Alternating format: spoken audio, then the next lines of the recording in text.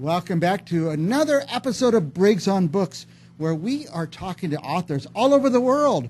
Remember, we used to just be a little Central Valley talk show, regional talk show. Well, COVID forced us to learn this thing called Zoom. Have you heard of it? Now we're interviewing authors all over the world. It's very exciting. We changed the name to Briggs on Books for a little more international flair. Our next author is fascinating. I read a little biography on her and her book, and I thought, great, a book, it says on trout, something about grandmother's trout. I thought, good, a fishing book. Then I read, I said, maybe not a fishing book. And then the more I read, maybe it does have something to do with fishing. Anyway, Kathy Trout is our guest. Welcome, Kathy. No, Kathy Sparrow. Oh, my goodness. Not Kathy Trout. The book is A Whispered Teachings of Grandmother Trout. And right. It does get into fishing, doesn't it?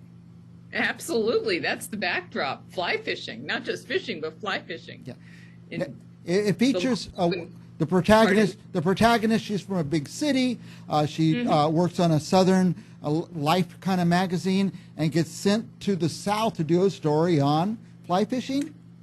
Yeah, fly fishing in the lower Laguna Madre, which is a shallow water estuary in deep South Texas, near South Padre Island. Okay.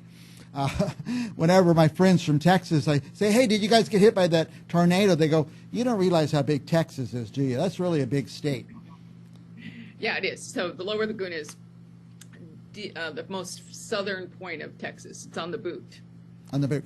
Now, and by the way, I want to get to this in a few minutes, but you're way more than an author. You help other authors. You're a leadership coach and all kinds of things that I hope we could talk about. But tell us a bit about the book. So the Whispered Teachings of Grandmother Trout came to mind when I was a fly fishing lodge owner and a fly fishing guide. I was Captain Sparrow at one point.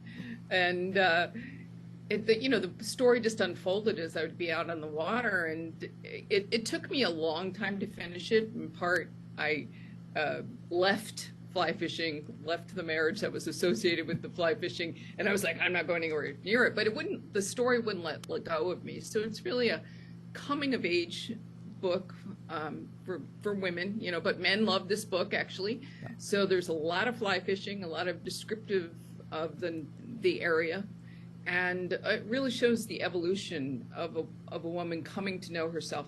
And there's also a very interesting, very rich characters that support her and mirror her growth, and so it's quite involved. Now, did the book form in your head? Were you starting writing it in your head while you're out on these fly fishing things? Yeah. Wow. Because I'm a writer, and part of me was like, how did I get here to be out in the middle of this water, being a fly fishing guide? So it would just, and I guess that's the way most of my work develops. It's I get an idea, and I either fly fish or I do yoga or take walks, and then the ideas kind of start melding together. Well, I talk to a lot of authors, and I like to ask authors about their processes sometimes, but that's a good process. I've heard a few people say, put things out of your head, do yoga or go for a walk or something, and the ideas start flooding in. Mm-hmm. I often tell my clients who I help write books, just step away. Step away. It'll come to you. And it does. Right. In the kitchen while you're cooking or walking or driving. Driving's another great place. The opposite is, I have a strict sit down at the typewriter or whatever you call them nowadays, word processor, sit down at 6 a.m. and start writing. That works well for me, but a lot of the ideas came when I was asleep and semi-conscious, I think. Mm-hmm. Yeah. Now, Always have a notepad nearby or your phone so you can write notes. And I do believe there's importance in a practice of showing up and, telling your muse, your subconscious that, okay, it's time to work. It's time to get going, write. yeah. Now, what can you tell me about the character, how her life progresses? We don't want to spoil anything, but we want people to buy the book. Yeah. So Allie Stevenson is a journalist. She's actually a magazine editor and very driven, very attached to her success, I would say. And even though she does things like take walks on the beach and does yoga, she's she's more in her head than in her heart. She's kind of disconnected. And by going to the lower Laguna, she meets Mama Kate, who's more of a crone-like woman, who becomes a mother figure for her and really forces Allie to look within herself and connect with nature. There's a lot of that there, you know, a lot of connecting with nature, not a lot of being in silence. And, you know, she has some situations where she is tested, I guess I would say. And there's some romance in there too, a couple, you know, but a lot of her coming into her own and learning to be courageous and trust her intuition. And can you tell us, does she find her other person, a person she's supposed to be with the rest of her life?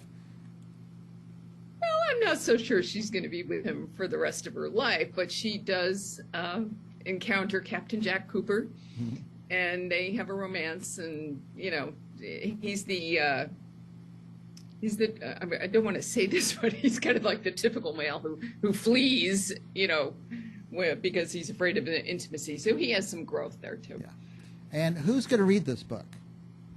Hopefully everybody, but men and women. Yeah. I have a lot of men who have read this book. In fact, part of my process was to have both men and women beta readers give me feedback. That's great. And I had a lot of men go, "Oh my gosh, I saw myself in Jack," or "I saw myself in Gus." And, you know, they really identified. And of course, the fly fishing.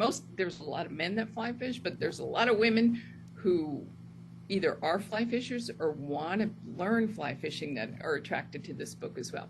I liken it to the feminine version of A River Runs Through It. So anybody who liked that book, you know, that whole story and the family dysfunction, there's that here too. You're a great example for people who generally would write a book that would attract women, but you put in things that are going to literally hook men, like fishing and things like that, boating, being on the water. What do you call it when you set the trout free after you fly fish it and things like that?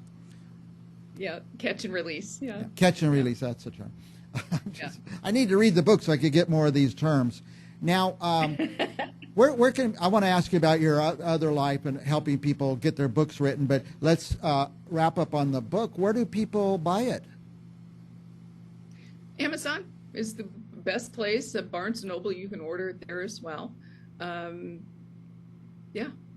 Yeah, I just Amazon, 2 places. And I don't push one over another. But man, I'm not a young person. I'm not real technical. Go to Amazon, you click the button, and it just shows up the next day with free shipping. So you can find. Actually, I looked at your book on Amazon. It's very easy to find. So that's good news.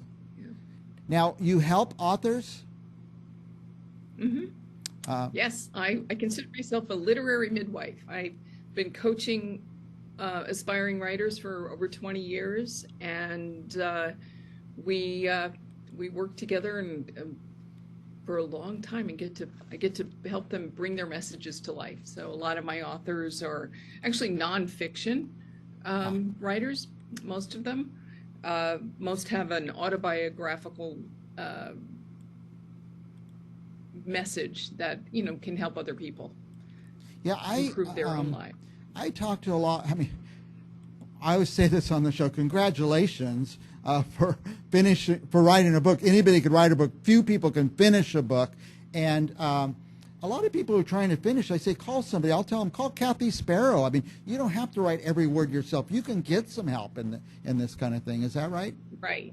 And I also ghostwrite as well. So for the busy professional who, you know, knows they have a message and they don't just have the time or inclination to sit down and write. I love to write, and I have a gift of hearing an author's voice in my own head. So it doesn't sound like my writing, it sounds like them.